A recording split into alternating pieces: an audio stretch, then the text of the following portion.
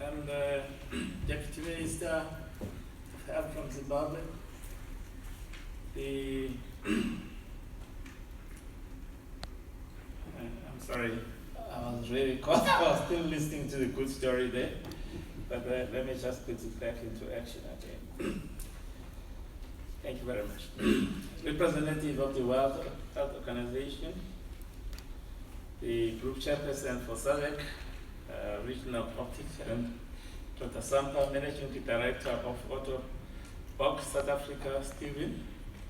Ladies and gentlemen, on behalf of the Department of Telecommunications and Postal Services, it is indeed my great pleasure, Program Director, Chairperson, to address this gathering on the topic, the role of communications and data flows to empower people with disability in our communities. Maybe before I start what they've written for me, because I have to stick to it, maybe let me say what I know is in your minds, most of you. When is data going to fall? When are the phones are going to be affordable?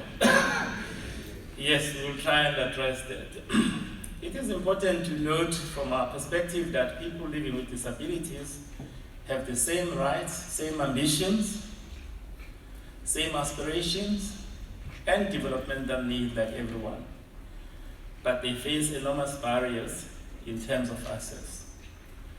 This also applies in the current digital environment that is being revolutionized by the fusion of information communication technologies and the physical objects, translating into what is popularly known today as the Fourth Industrial Revolution.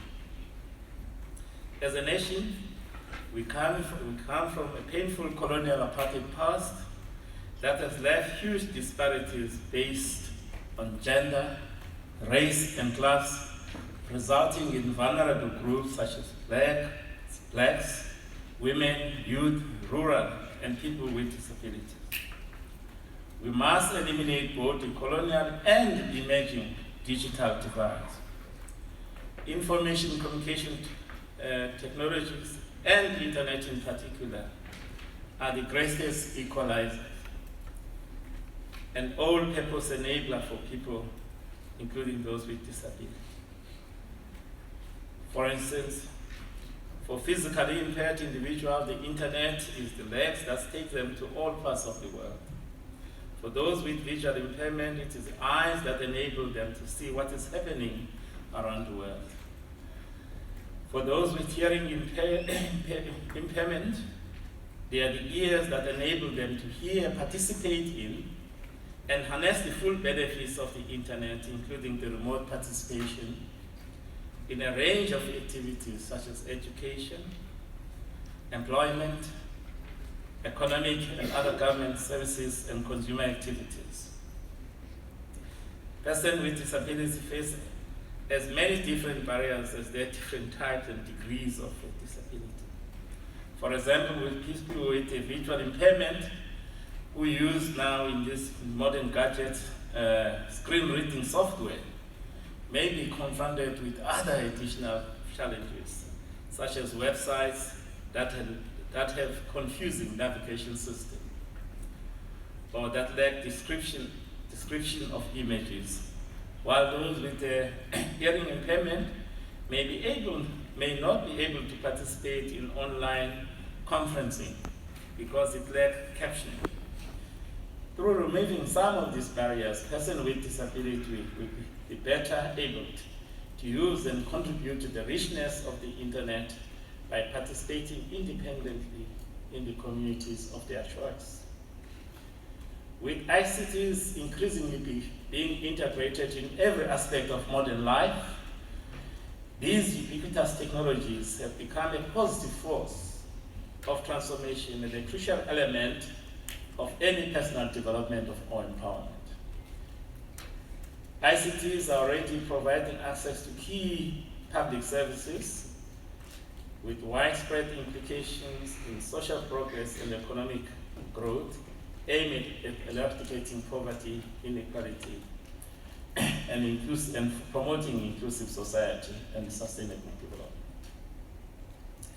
Program Director, while these benefits of information and communication technologies, especially social media applications, have come to be taken for granted in society, accessibility have the potential to provide persons with disability unprecedented level of access to education, skills, training, employment, as well as opportunities to participate in economic, cultural, and social life of their communities.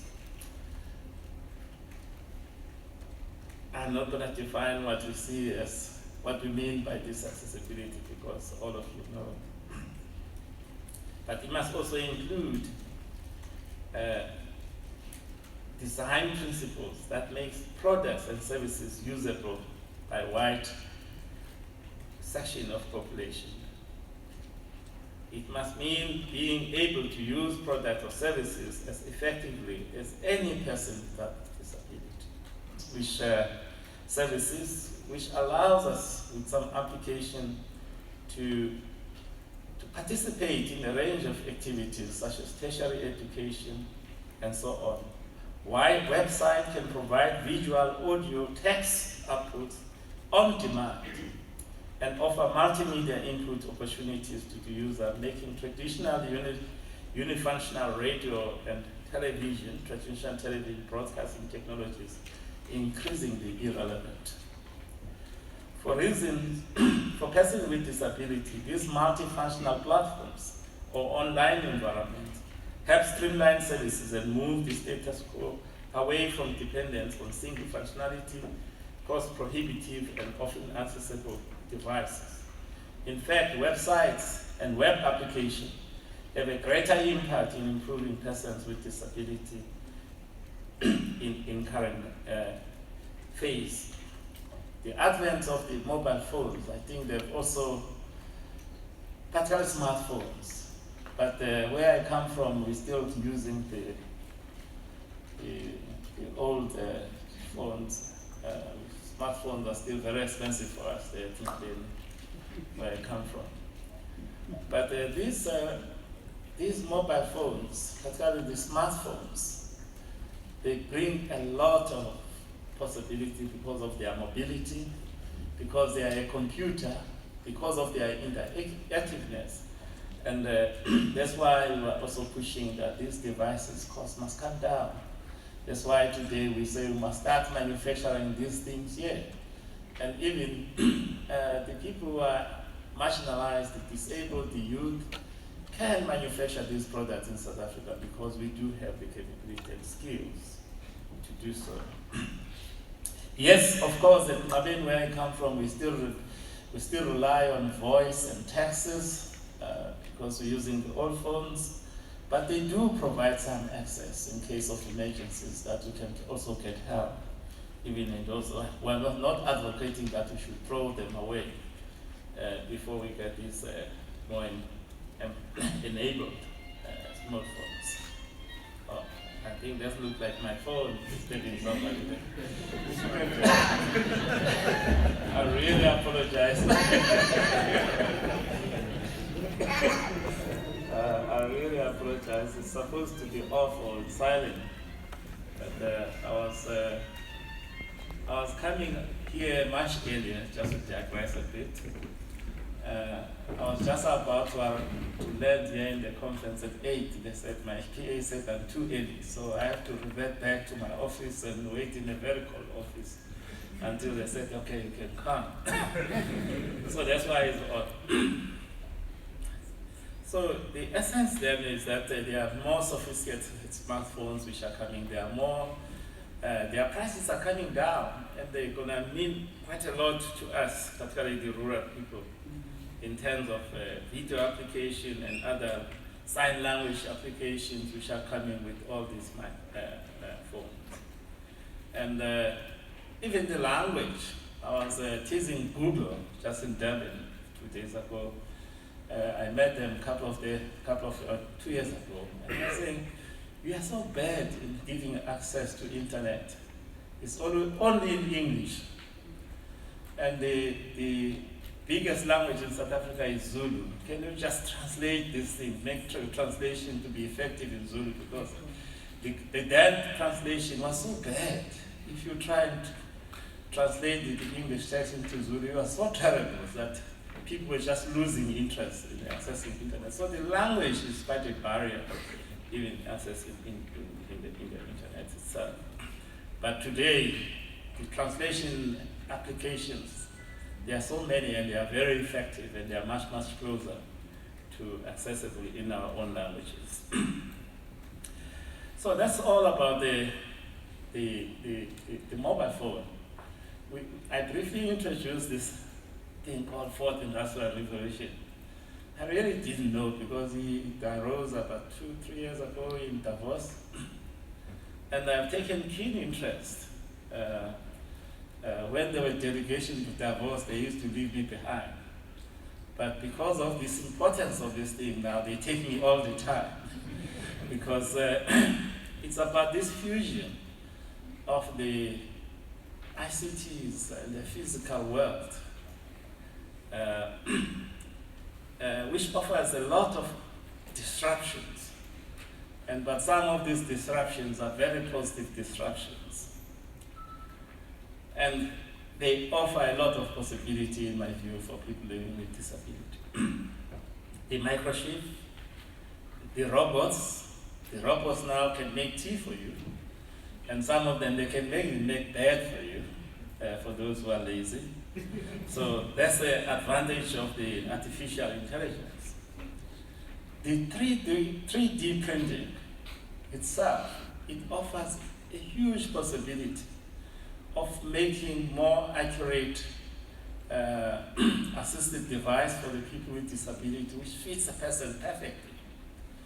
I remember when I was still young and the doctor, it was a hell of a problem just to do proper measurements, send them physically to the artisan who are manufacturing these things. Now we can transmit very accurate data, and it brings a lot of possibility. The new materials, engineering materials which are coming, they are lighter, they are more stronger than the current heavy metals we have to carry every day, and it brings a lot of possibilities with this industrial revolution. The energy, which is a major constraint in Africa, the new energy storage systems, much as we now still praising the renewables, I believe the renewables will become more efficient, more accessible to us rural people with the new forms of energy storage, which is being developed with this industrial revolution. So it brings a lot of possibilities for those with disabilities. You don't have to charge your wheelchair every day with those. You may have to charge it once a month. People are talking about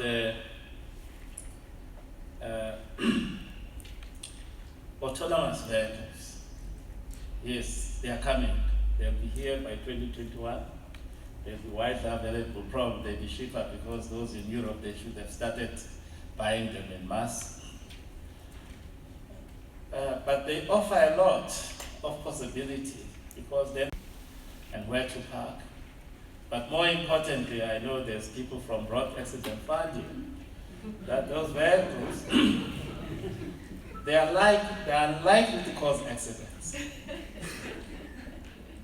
I always say to some of my friends who imbibe a lot, to say, even if you're drunk, they refuse to knock the pedestrian or other cars because they are self-driving vehicles. So we'll have less accidents in the future through these sensors which are in our vehicles, and including autonomous vehicles. And they are talking about putting chips in our organs, in our brains. That's a new possibility for rehabilitation.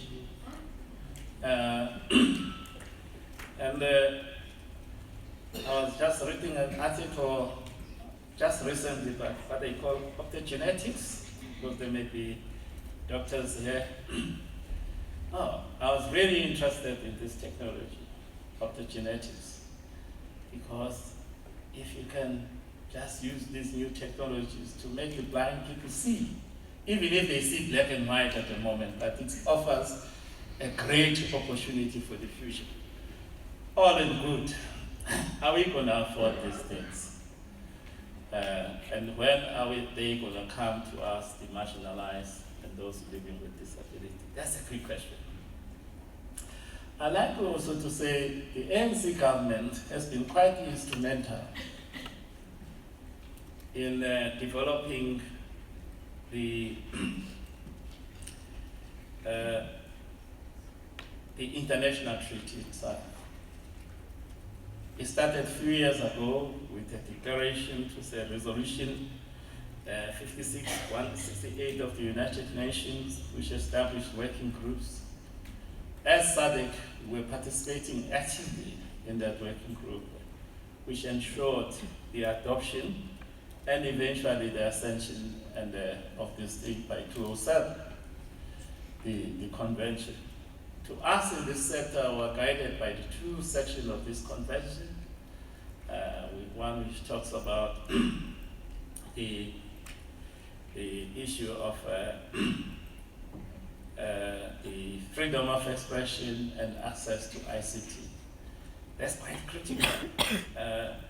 How do we make sure that the people who are living with disability have got access to this ICT?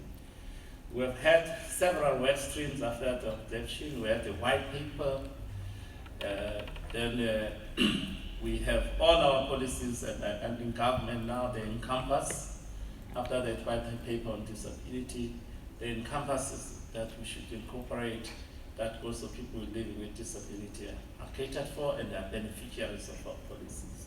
Yes, we have not done well if we share our country reports to the UN, but we are making progress. In my own department, all our policies do incorporate, whether you're talking about the broadband policy, internet policy, whether you're talking the integrated white paper we just passed last year. I know your sector participated actively. Currently, we have got 3 policies which are out there, and we also want to have your input. One is on the e-strategy, our whole digital strategy for the country, which includes the chapters on disability. We have got an e-government strategy which is out there for consultation before we finalize and implement it. And lastly, because as others were saying, people with disability doesn't mean that they can't do anything. Some of them can participate in business activities. We just have to set the condition and environment right as a government. So we have got what is called SMME strategies using empowering with ICTs. That paper is also out there, and we're really likely to participate and engage in it. What are we doing to try and bring the cost down? That's the question. To try and bring more access, even in most rural areas, in informal settlement. In terms of data, we are focusing in providing what is called, others call it free data, but it's not actually free. No? It's a public data because government pays for it. There's no free data. Just that government, whether municipality pays for it and provides it free to the citizens. It is one of the aspects we are trying to bridge the digital divide. We are encouraging more and more municipalities to join us in this program of rolling out public Wi-Fi in our communities.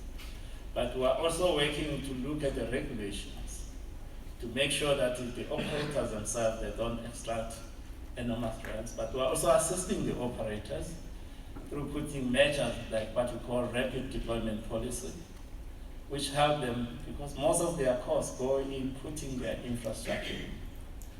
It may be as high as 47% of their costs. So if we work with municipalities, government institutions which own this land where they want to lay the infrastructure, we will significantly reduce the cost to communicate. In addition, we see got a challenge with even communication devices, which are so empowering. The costs are high because we're importing everything. and yet we have got unemployment, and we can manufacture these things. And it's not difficult to manufacture them. To manufacture a cover for your smartphone, Chairperson, it can be done anywhere. It can be done in the house. We just need a leather or a material, and to do it, to manufacture a charger, the same thing. So with this new industrial revolution, it gives us a decentralized manufacturing instead of centralized manufacturing, which offers a lot of opportunities for all of our marginalized people. In conclusion, Chairperson, we just come out of WEF in Durban. And when we were meeting WEF, we were asking them, yeah, we've been having these things since Mandela was here. And how is it really helping us? And I asked them when we met with them in last year in October in Mexico. And then they told me that they've got a program called Internet for All. Oh, I was excited. I said, okay, let's come and implement it too in Africa. They told they are implementing it in Argentina, they're implementing in what they call North Corridor in Uganda, Kenya, and Rwanda. So we did launch this program with WEF yesterday. What does it mean? It means we as government, working with civil society, working with business, have committed ourselves, firstly, to meet a certain target. We said the target we're going to meet is not a new target, it's a target which is in the National Development Plan. And the target is say by the end of 2020, every citizen of South Africa must have access and be using internet, not just access to. So what are the problems to achieve that? The key thing is infrastructure, of course, is still the key thing. So all our operators have committed that they will put programs to bring infrastructure, working with government, of course, closer to all people. The next challenge, which we are also committing, working with donor agencies from global companies who are also willing to put resources, is to make sure that we deal with affordability issue, because it's still quite a barrier to all of us. So that's why I was talking about, if we can combine our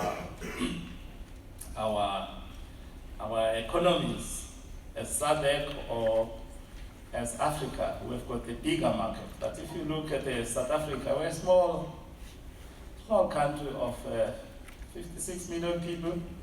So we're a small economy, our market is small. But if we take the whole Africa, our market is big. So if people then can have manufacturing capabilities and brings down these things, one of the key elements which came out, particularly through with international experts, was what do we want in these devices? Whether it's the assistive devices, whether it's the communication devices, we must define what should be there, what standards should they meet. Because sometimes your phones, you've got so many things you don't need. But the challenge, all of them consume data. If you switch your phone, they are running. And they send adverts, they do this. So that's what we'll be defining and trying to meet this target of connecting 22 million people in 2.5 years. And which is quite a challenge, which means that the growth rate of connectivity must increase by 15% per annum. Currently is about 4%. So those are the challenges. If we work together, we can achieve more. The skills is a key element. And I was speaking to him just before he came here, that we need to train people not just to know the basic skills of using the internet. We have to train also our children to just learn the basic skills in coding. Whether you're going to be a priest or a rural person like me, you should have some basic skills in coding, which is not existing at the moment. But we must train and retrain our current workforce if they are to participate in this industrial revolution. So we have to focus first on basic training and business enabling training, so that ordinary citizens, they were training SMEs who are in tourism on how to use just new digital technologies to increase their marketing, to increase their profits. So that's what can happen to those people who have rehabilitated, or those who are trying to assist to come out of the disability that was confronting them. So you should be part of that training. What we are looking for, we are not looking for scientists from abroad to come and teach us. We want people who come from the sectors or from the communities. If you can train those, then they'll be better ambassadors to go and train other people in their sector. If you train Siyabonga to come and train your sector, it'll be hopeless because it doesn't have a full grasp of your sector. But if we take some of you, train them, some of them, they are engineers, they are learned, some of them, they are unemployed graduates, but they've got those skills, they can have the greatest impact in training of our people. So those are some of the things we are saying there's hope in the horizon. If we work together, we can achieve a lot. If we work together, we can achieve our aspirations of the National Development Plan. And if we work together, we can make these devices not to be devices of the elite, but for the ordinary people who need them most. Thank you very much.